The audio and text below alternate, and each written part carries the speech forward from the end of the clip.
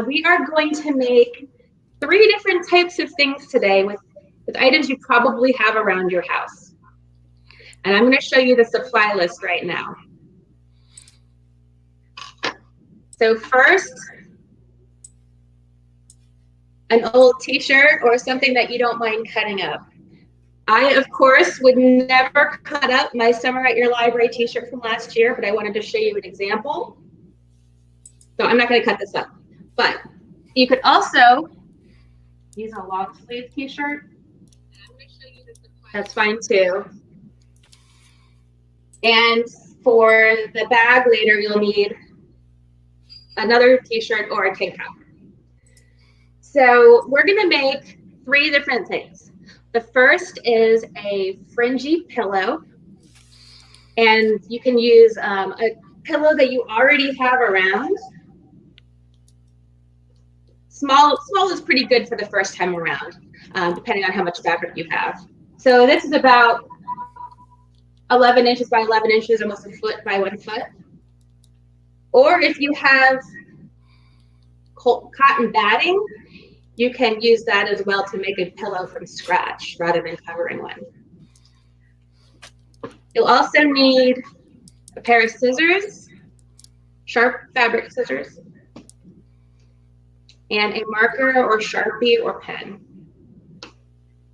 I think that's it. So let's get ready to do our first project, which is the fringy pillow. The second project after that will be a fringy quilt. And then the third one will be a fabric tote bag. So when you go to the market, you can have a reusable bag. So as I said, I'm not going to cut up my t-shirt, but I do happen to have some stretchy fabric already that I'd like to use. It's really important that you use stretchy fabric because we're going to be tying little knots on the edges. And if it's a woven fabric, it'll fray. So I'm hearing a little echo. Is everyone else okay with the sound? Let me know if you're okay with the sound, everyone.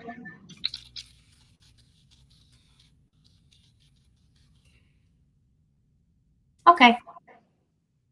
I'm just hearing myself echo. Okay, so stretchy fabric, at least about 1.5 feet by 1.5 feet. It could be bigger or smaller depending on the size of your pillow.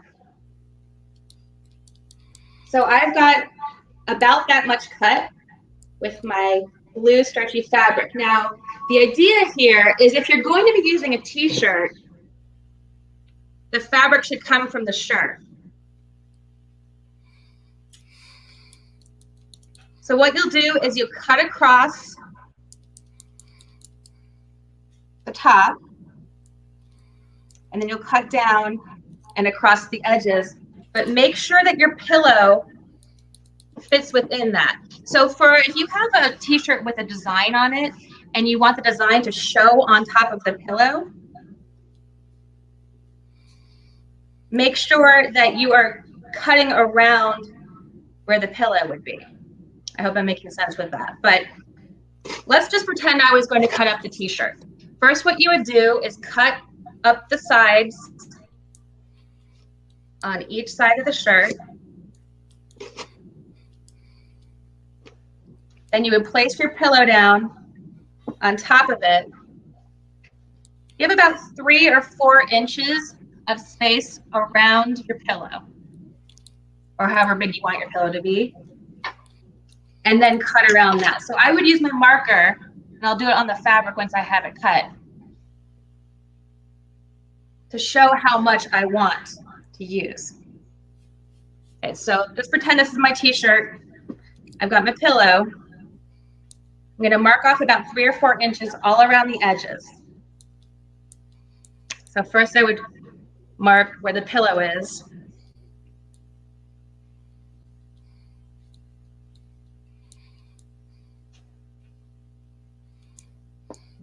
Marking the corners for ease. So here you can see my corners of my pillow right here. And I've cut the fabric about 3 or 4 inches around the pillow. So I know I'm probably going to move faster than most people can keep up with, but same idea with the t-shirt. You want a front and a back with about 3 or 4 inches around the edge of the pillow.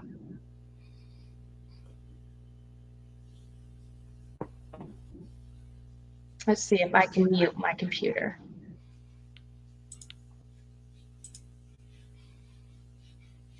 No, I'm not sure where to do that.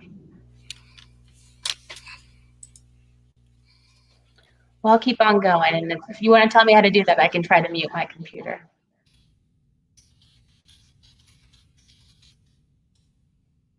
Hold on, I think I can do it. All right, is that better? I think that is better. Sorry about that. Always little technical difficulties here, but we move right through them. All right, so here's the part that is, I think, kind of cool and innovative, because you can make a pillowcase without having to sew at all. If you know how to sew, then of course you could sew a pillowcase as well. But rather than bringing out the sewing machine this time, I thought, let's just do something no sew, and it'll be really fun. So I have my edges of my pillow marked out in a square. You can really do any shape you want. If you want to do a circle or rectangle or an animal outline, you can do that too. Just draw the outline on one of the pieces of fabric. You see here I have actually 2. And you want to keep them right on top of each other. So if you're using your t-shirt material, make sure everything is right on top of each other and smoothed out. And then you'll start at one of the corners and just cut a fringe. Each fringe should be about 1 centimeter width. So you can do that along with me right now, or you can watch this video again later. The way I found this project was just doing an internet search, honestly, and figuring out what I could do with old t-shirts. And there are a surprising number of things you can do with old t-shirts.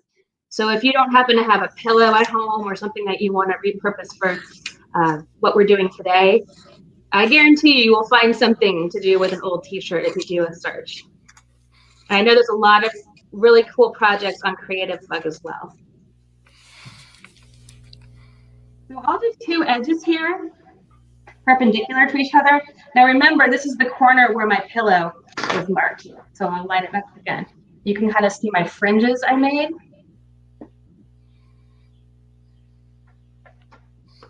Now I'm going to cut from the perpendicular side. Same deal.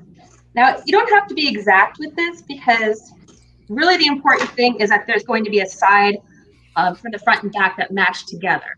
So you want the fringes to be the same number, but they don't all have to be the same width.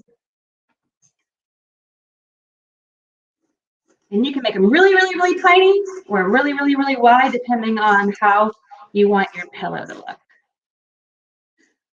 So because this takes a little while and I want to have 3 projects to show you today, I probably will not go around the entire side of the pillow. But this is really more about the technique than the finished product right now. So what you can do is actually cut off these corner pieces, because there's no real reason to tie on the corner there. Now I'll take my pillow and put it on the inside. If you do not have a pillow and you want to use more like cotton batting or stuffing, then you can do the tie first, and then you can put the cotton filling in at the end. Okay, so the important part is to make sure that these little pieces get tied together around the pillow. So I hope this is showing up okay, but I'm going to take, see my fringes there? I'm going to start around the edge and 1-to-1 match each of the fringes together. So I've got my fringe at the edge here. I'm going to take the 2 pieces, tie them in a double knot. So you see that's the first one. It's all tied together. And this would probably be a good thing to do while watching a show or watching TV, listening to music, because it's kind of a mindless task and it's really easy, but it takes a little while. So you get the idea. You just take one-to-one matching the fringe, tie them together. Is everyone doing okay with that? Let me read the comments to see if there's any questions. So good, good. The kids are torn up the throw pillow, so it's time for a new covering, huh? So I'll try to go a little bit faster, but I don't want to mess up and get the matching wrong. Or else you're going to end up with a rather wonky looking pillow at the end of this. But I forgot to mention, this is a good activity for all ages. Really, if you can tie a knot and handle scissors safely, then this is a great project. And you can experiment with all sorts of different materials as well. The t-shirt material seems to be the crowd favorite on the internet, but you could probably even work with a old towel, or whatever you have lying around that you want to try with before maybe cutting up a favorite shirt. Because if you cut up your favorite band t-shirt or whatever, you might be upset if it doesn't work out how you wanted to. So for the quilt, when we get to that in a few minutes, we're going to use the same technique. I know it's not very close up right here, so I apologize, but you can see my progress. Can you see that okay? You can see these cool fringes kind of coming across this pillow. And I'm almost complete with one side. So if we want to make a quilt with t-shirts or a bunch of fabric, we would use the same exact technique. It's really just making those fringes, matching them up, and then tying them together. It actually looks a lot cooler than you would think. Okay, so this is the last one on this row. It's nice and comfy to lay on too, because pillows can get really, really dingy really quickly. And this is a really simple way to just give them a new life. So I'm turning the corner here and doing the second side of the pillow. Now, clearly, I'm not going to get through this whole thing during this video, because I'll put you all to sleep just tying knots all day. But you'll get the idea with at least one of these edges. So there's my edge of the frilly pillow, and just imagine that goes all the way around the edge of the pillow. And great project for kids, because it's really fun to kind of just like wave this around and feel it. It's very tactile. If you have like a t-shirt that's from, earlier days where you had like a 5K you ran, or an organization that you worked for that you're not really wearing the t-shirt much anymore, but it's in memory, this is a good way to make a memory pillow. If you put your the front of that shirt on that pillow, then you can always kind of just set it up on your couch or have it on your bed and get reminded without having to actually wear that shirt. So that's kind of the basics of the pillow. What I'm going to show you now is a little bit more advanced technique, and it takes a little bit more time as well, but it's also a good project for the whole family, and that is making a quilt. You can do this with t-shirts. I've seen it done with, you have 12 t-shirts that are old, and again, you want to preserve the memory, but you don't necessarily want to wear all those shirts again. You can cut out around the images. The important thing here is to have a template, because you want each of the quilt pieces to be almost the same size. So this box is a pretty good size for that. It's probably about 8 inches by 11 inches. So it's about the size of a piece of paper, printer paper. So I can use that as my template and lay it down on my t-shirt or fabric and make as many squares as is reasonable. So usually, like I'd say 12 is the least number, maybe 9. So you can make a grid. So if you had 9, you would go 3 pieces across and 3 down. 12 would be 3 by 4, 16 would be 4 by 4. So just make sure you have the right amount of material. So I'm just going to do 2 for my example,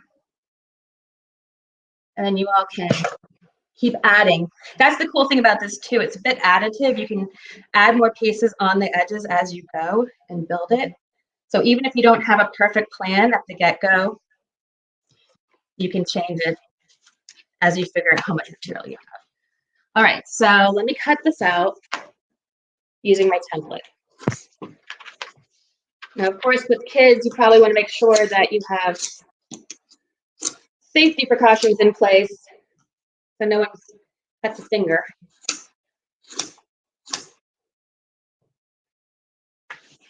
So now we have a double ply. I folded it over here.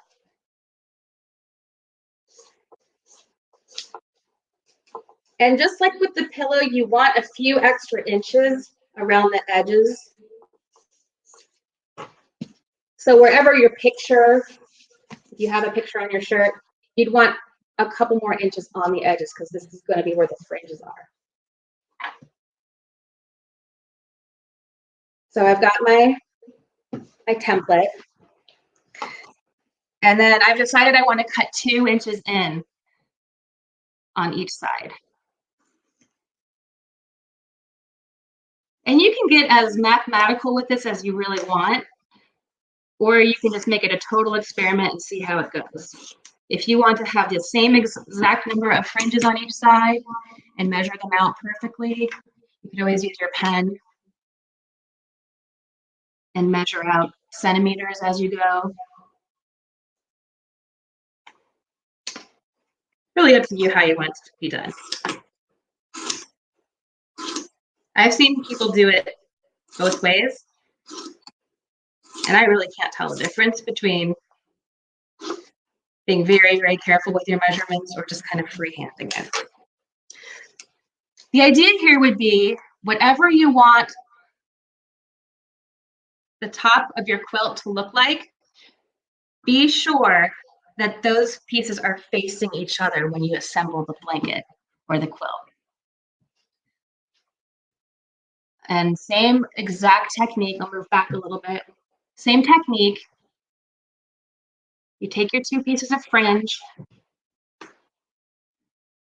line them up, 2 knots, all the way down the row. It goes pretty fast once you get the hang of it. When I open this back up, you'll see, of course, the 2 pieces are joined together. I really wish I'd known about this as a kid because I think I would have really been into this. And I've seen ready-made kits that you can buy that give you the pieces already fringed and you just really need to tie them together. The other fun thing about this is if you're using old fabric or old t-shirts, you can add embellishments or your own pictures on there if you have a bunch of fabric crayons or puffy paint or permanent markers even.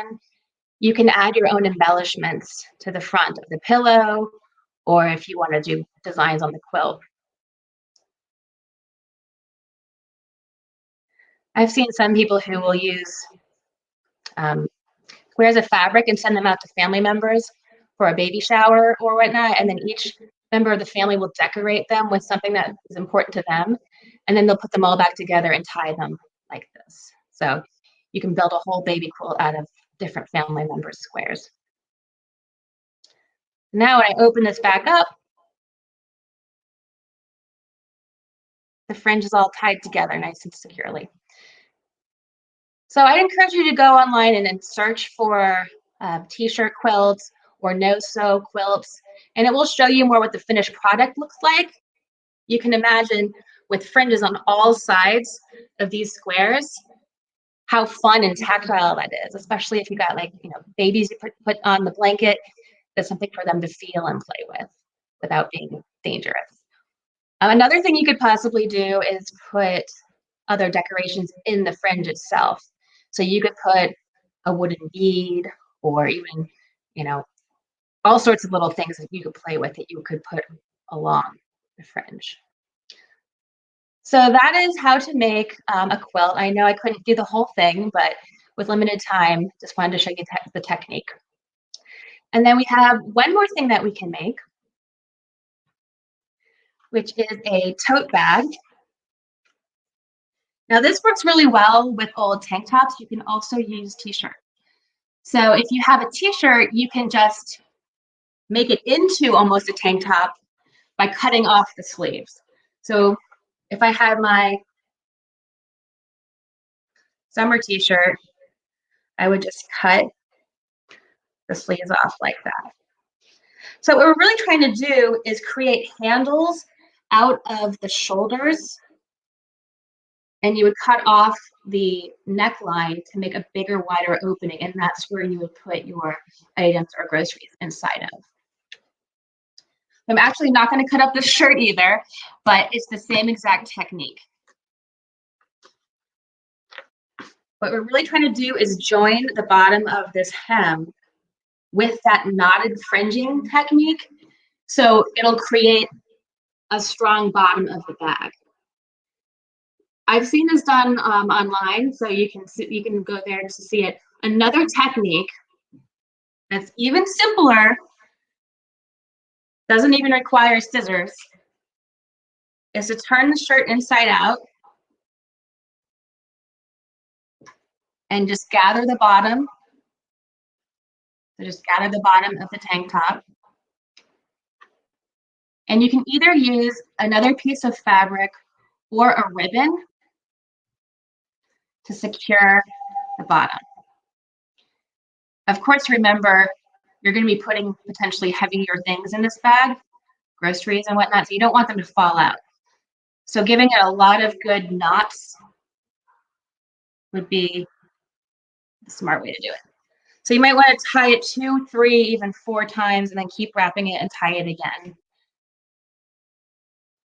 If you ever need to undo the knots, like I'll have to do to get my tank top back, it's easy to cut them off. But in the meantime, just keep on wrapping and tying. I've even seen people cut off this bottom hem entirely to create another ribbon. So if you don't have a ribbon or you don't have yarn or string around, you can create a string by cutting off this long piece of fabric along the bottom of the tank top. All right, so I think we're secure enough right now. Let me turn it back inside out and see how it looks.